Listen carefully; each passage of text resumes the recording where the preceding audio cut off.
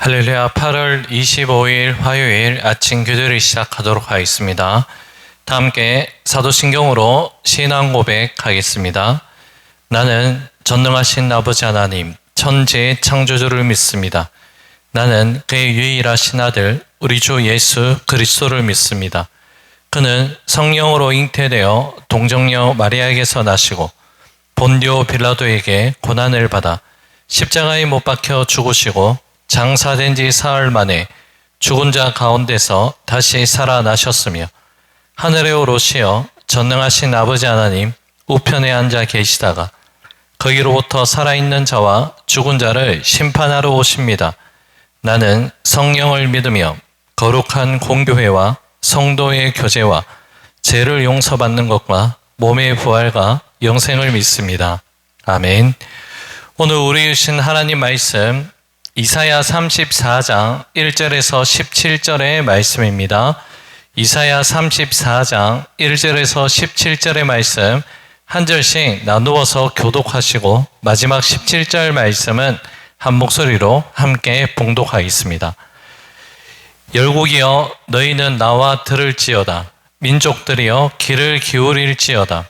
땅과 땅에 충만한 것 세계와 세계에서 나는 모든 것이여 들을지어다. 대저 여호와께서 열방을 향하여 진노하시며 그들의 만군을 향하여 분내사 그들을 진멸하시며 살육당하게 하셨은즉 그 살육당한 자는 내 덫은 바 되며 그 사체의 악취가 솟아오르고 그 피에 산들이 녹을 것이며 하늘의 만상이 사라지고 하늘들이 두루마리같이 말리되 그 만상의 세잔함이 포도나무 잎이 마름 같고 무화과 나무 잎이 마름 같으리라. 여호와의 칼이 하늘에서 족하게 마셨은즉 보라 이것이 에돔 위에 내리며 진멸하시기로 한 백성 위에 내려 그를 심판할 것이라. 여호와의 칼이 피 곧 어린 양과 염소의 피에 만족하고 기름 곧 순양의 콩밭 기름으로 윤택하니 이는 여호와를 위한 희생의 보스라에 있고 큰 살육이 에돔 땅에 있음이라. 들소와 송아지와 수소가 함께 도살장에 내려가니 그들의 땅이 피에 취하며 흙이 기름으로 윤택하리라. 이것은 여호와께서 보복하시는 날이요 시온의 송사를 위하여 신원하시는 해라. 에돔의 시내들은 변하여 역청이 되고 그 티끌은 유황이 되고 그 땅은 불붙는 역청이 되며 낮에나 밤에나 꺼지지 아니하고 그 연기가 끊임없이 떠오를 것이며 세세에 황무하여 그리로 지나갈 자가 영영이 없겠고 당아새와 고슴도치가 그 땅을 차지하며 부엉이와 까마귀가 거기에 살 것이라. 여호와께서 그 위에 혼란의 줄과 공허의 줄을 들이우실 것인즉 그들이 국가를 이으려 하여 기인들을 부르되 아무도 없겠고 그 모든 방백도 없게 될 것이요 그 궁궐에는 가시나무가 나며 그 견고한 성에는 엉겅퀴와 새품이 자라서 승냥이의 굴과 타조의 처소가 될 것이니 들 짐승이 이리와 만나며 숫 염소가 그 동류를 부르며 올빼미가 거기에 살면서 쉬는 처소로 삼으며 부엉이가 거기에 깃들이고 알을 낳아 까서 그 그늘에 모으며 솔개들도 각각 제 짝과 함께 거기에 모이리라. 너희는 여호와의 책에서 찾아 읽어보라. 이것들 가운데서 빠진 것이 하나도 없고 제 짝이 없는 것이 없으리니 이는 여호와의 입이 이를 명령하셨고 그의 영이 이것들을 모으셨습니다. 함께 읽습니다. 여호와께서 그것들을 위하여 제비를 뽑으시며 그의 손으로 줄을 띄어 그 땅을 그것들에게 나누어 주셨으니 그들이 영원히 차지하며 대대로 거기에 살리라. 아멘. 오늘 우리가 함께 읽은 이사야 34장에는 마지막 날에 하나님께서 온 세상의 악한 세력들을 심판하신다라는 그 메시지가 담겨져 있습니다. 이사야 선지자는 오늘 본문에서 에돔이라는 한 민족을 넘어 온 인류의 역사를 주관하시는 하나님의 손길을 바라보며 반드시 이루어질 하나님의 공의를 선포하고 있습니다. 먼저 1절부터 4절까지 말씀에서 하나님은 온 세상의 주권자이심을 그렇게 선언하십니다. 세상의 힘은 눈에 보이지만 하나님의 힘은 눈으로 우리가 직접적으로 확인하기 어려울 때가 있습니다. 그래서 많은 사람들은 눈에 보이는 세상의 권력과 힘을 의지하며 살아갑니다. 하지만 여러분, 성경은 우리에게 분명하게 말씀합니다. 우리 눈에 보이지 않을 뿐 하나님께서는 지금 이 순간에도 모든 인류의 역사를 통찰하시고 그리고 주관하고 계신다라고 분명하게 말씀합니다. 참된 믿음이 무엇입니까, 여러분? 참된 믿음이란 이 하나님의 주관과 그리고 하나님의 통치를 믿고 신뢰하는 것이 참된 믿음인 줄로 믿습니다. 하나님의 창조의 역사와 심판 그리고 구원의 역사는 한 개인에게만 이루어지는 것을 넘어서서 온 세상, 온 우주를 향하고 있다라고 말씀합니다. 그래서 하나님은 이 세상의 열국을 향하여 나오라 초청하시면서 또한 열방을 향한 진노에 대한 말씀을 전하십니다. 그 진노의 내용이 본문 3절과 4절 말씀 가운데 기록되어 있습니다. 읽어드립니다. 그 살육 당한 자는 내 던진 바 되며 그 사체의 악취가 솟아오르고 그 피에 산들이 녹을 것이며 하늘의 만상이 사라지고 하늘들이 두루마리 같이 말리되 그 만상의 세잔함이 포도나무 잎이 마름 같고 무화과 나무 잎이 마름 같으리라. 아멘. 하나님께서 말씀하시는 심판은 어느 한 지역, 어느 한 시대에 제한적, 국한된 부분적인 심판은 아닙니다. 하늘의 만상이 사라지고 하늘이 두루마리처럼 말린다, 이 표현은 전 우주적인 하나님의 통치의 심판을 그렇게 말씀하는 것입니다. 이 모든 것을 지으시고 지금도 주관하고 계시는 하나님께서 마지막 날에는 그 어떤 것도 남김없이 사라지게 하실 것이라 분명하게 말씀합니다. 우리가 그토록 견고하다고 여기던 것을 영원할 것처럼 붙들고 있던 그것들이 그날에는 마른 잎사귀처럼 떨어지게 됨을 하나님이 말씀하십니다. 포도나무 잎과 무화과 나무 잎은 때가 되면 반드시 마르게 됩니다. 아무리 무성하게 보여도 이 푸르름은 한 계절에 불과할 뿐이라는 것입니다. 세상의 권세, 세상의 영광도 마찬가지입니다. 그러므로 우리는 무엇을 붙들고 살아가야 하는지를 이 말씀 앞에서 다시 점검해야 됩니다. 마르지 않는 것을 붙드는 사람, 참으로 지혜로운 사람입니다. 5절 이하에서 심판의 구체적인 대상으로 에돔이라는 나라가 등장합니다. 에돔을 향한 하나님의 심판은 소돔과 고모라를 능가하는 심판입니다. 10절 말씀은 이렇게 전합니다. 낮에나 밤에나 꺼지지 아니하고 그 연기가 끊임없이 떠오를 것이며 세세에 황무하여 그리로 지날 자가 영영이 없겠고. 아멘.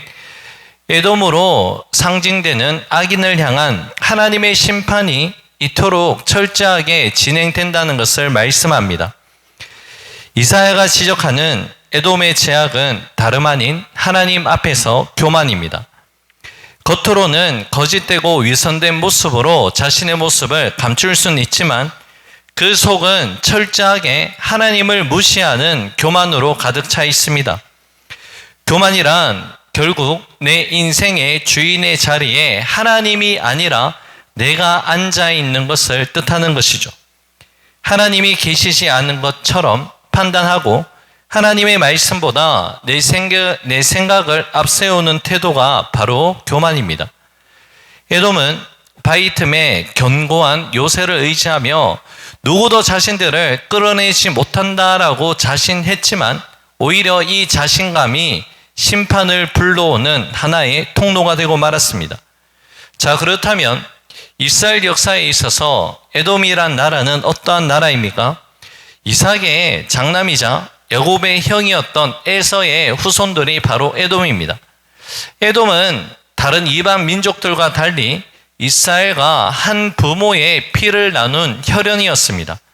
지정학적으로 봤을 때 바로 이스라엘과 바로 인근한 인접 국가였습니다. 그들은 형제 국가인 이스라엘을 통해서 얼마든지 하나님에 대해 알 수 있었고 이스라엘과 마찬가지로 하나님을 섬길 수 있는 그 자리에 있었습니다. 하지만 여러분, 그들의 실제 모습은 어떠했습니까? 오히려 이스라엘을 적대국으로 여기며 우상을 섬기고 하나님을 대적하는 그 길로 나아갔습니다. 그들은 말 그대로 하나님을 알 수 있었으나 알려 하지 않았고 하나님을 섬길 수 있었으나 하나님을 섬기지 않았습니다. 결국 그들 스스로가 하나님의 심판을 자초하는 그 결과를 만들어내고 말았습니다. 여러분, 무엇을 선택하느냐에 따라 그 결과는 고스란히 자신에게 돌아온다는 그 사실을 우리는 에돔을 향한 심판의 말씀 앞에서 깊이 묵상하게 됩니다. 그리고 하나님께서는 이 모든 일들이 철저하게 하나님의 말씀을 통해서 이루어지는 일이라 그렇게 선언하십니다. 하나님의 말씀이 반드시 이루어진다는 하나님의 약속이죠. 자, 이제 우리에게 익숙하게 잘 알려져 있는 16절과 17절의 말씀으로 이어집니다. 읽어드립니다. 너희는 여호와의 책에서 찾아 읽어보라. 이것들 가운데서 빠진 것이 하나도 없고 제짝이 없는 것이 없으리니 이는 여호와의 입이 이를 명령하셨고 그의 영이 이것들을 모으셨습니다. 여호와께서 그것들을 위하여 제위를 뽑으시며 그의 손으로 줄을 띄어 그 땅을 그것들에게 나누어 주셨으니 그들이 영원히 차지하며 대대로 거기에 살리라. 아멘. 이 모든 예언은 하나님의 입이 명령하셨고 그리고 하나님의 영이 모은 것이기 때문에 반드시 이루어진다라는 말씀입니다. 빠진 것이 하나도 없다라는 이 말씀처럼 하나님의 계획에는 조금의 오차도 누락도 없다는 말씀이죠. 여러분, 하나님의 심판의 말씀이 1.1획도 어긋나지 않고 이루어진다면 구원의 약속 또한 1.1획도 어긋나지 아니하고 반드시 이루어집니다. 이것이 오늘 우리에게 주시는 하나님의 크신 위로인 줄로 믿습니다. 오늘 우리 눈에 하나님의 일하심이 더디게 보이고 오히려 악인의 형통이 오래 가는 것처럼 보인다 할지라도 하나님의 책에 기록된 것은 반드시 이루어지게 되어 있습니다. 여러분, 하나님의 말씀은 진리의 말씀입니다. 우리가 왜 하나님의 말씀을 진리로 믿고 또 따르고 있습니까? 모든 하나님의 말씀이 역사 속에서 정확하게 성취되었고 지금도 성취되고 있으며 앞으로도 반드시 성취되기 때문입니다. 그렇다면 여러분, 우리가 이 진리의 말씀 앞에 우리의 삶은 어떻게 반응해야 될까요? 고린도 후서 1장 20절이 말씀을 통해 우리의 대답이 되기를 원합니다. 하나님의 약속은 얼마든지 그리스도 안에서 예가 되니 그런즉 그로 말미암아 우리가 아멘하여 하나님께 영광을 돌리게 되느니라. 아멘.